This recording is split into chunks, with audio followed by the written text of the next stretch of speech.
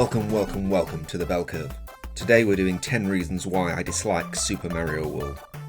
Not only do I dislike the game, my hopeless attempts to wrangle its controls, and the fact that this is my first time playing it in over 20 years, will be on full display in the video, accompanied by some of the most agonisingly awful gameplay ever to grace a screen. Super Mario World released in Japan on the 21st of November 1990, and in North America in August of 1991. It is often hailed as a 16-bit masterpiece.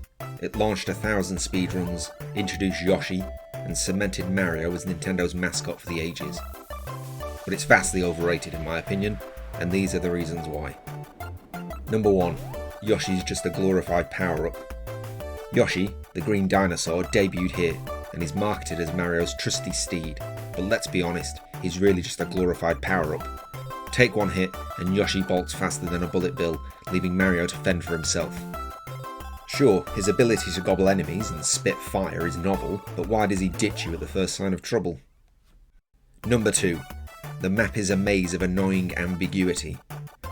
The overworld map, with its branching paths and secret exits, is praised for its non-linearity, but for every moment of genius, like the Star World shortcuts, there's a maddening dead end. Finding the secret exit in Donut Plains 1 requires hitting an unmarked block in the ghost house. Good luck figuring that out without a guide. Compare this to Super Mario Bros. 3, where warps are straightforward whistle stops. The Japanese version's map names, for example Yoster Island instead of Yoshi's Island, also add confusion, as the katakana transliteration can trip up non-Japanese players. Number 3. The difficulty curve. Super Mario World's difficulty is inconsistent. Early levels like Yoshi's Island 1 are a cakewalk, unless you're me, but by the time you reach Tubular and Special World, you're praying for a P-balloon and divine intervention. The game's 96 exits, 74 levels plus secrets, vary wildly in challenge, with no clear progression. Contrast this with Sega's Sonic the Hedgehog 2, which ramps up steadily from Green Hill Zone until you get to the end. Nintendo Power's 1991 strategy guide emphasised that Special World was designed to test players' skills. European players faced a slower game due to the PAL region's 50Hz refresh rate, making long sessions feel more sluggish. Number 4. The music loops. Koji Kondo's soundtrack is iconic, but the main overworld theme, a jazzy remix of Super Mario Bros. Tune, loops every 30 seconds. By the time you're in Vanilla Dome, you're humming it in your sleep.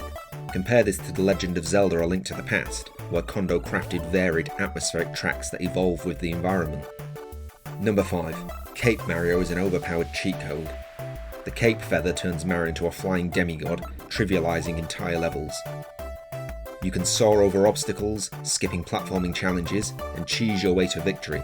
It's like giving Sonic a jetpack in Green Hill Zone. Super Mario Bros. 3's Raccoon Tail required skill to maintain flight, but the cape's floaty mechanics feel like a debug mode left in by mistake.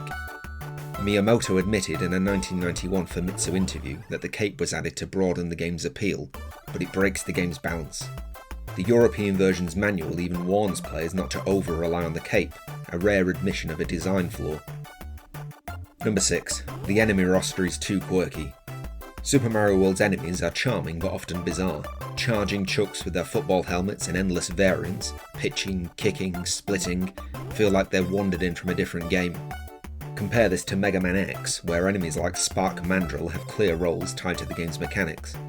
The Dino Rhinos and Blargs in Dinosaur Land are interesting, but lack the cohesive menace of Bowser's army in Super Mario Bros. 3. The Charging Chuck's design was inspired by American football, a nod to the Nintendo US market push, as confirmed in a 1992 GamePro interview. Number 7. The save system. Super Mario World's save system only kicks in after beating a castle, ghost house or switch plate, meaning hours of progress can vanish if you mess up. Compare this to Donkey Kong Country, which introduced mid-level checkpoints and generous save points. The Japanese version's manual brags about the challenge of limited saves, but it feels like artificial difficulty. Number 8. The ridiculous secret exits. Finding all 96 exits could be considered a badge of honour, but some secret exits are pure evil. The Cheese Bridge's area's hidden exit requires a flying leap under a moving platform. Good luck without a strategy guide or psychic powers.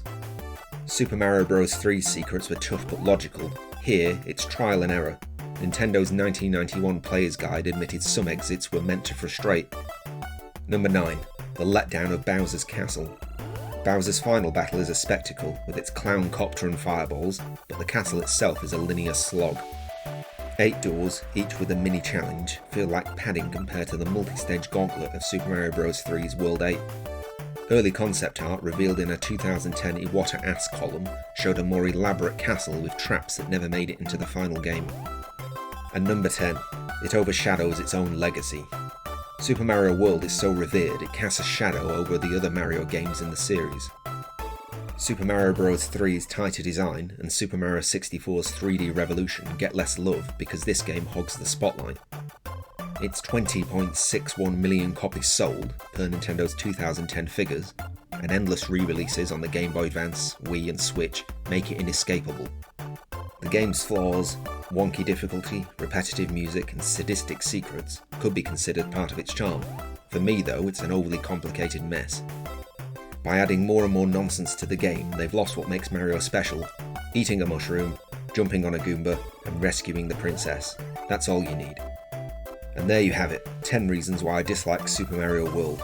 I know it's a beloved classic for many, but hey, not every jump lands.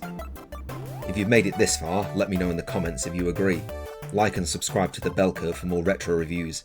See you next time, if I survive the backlash.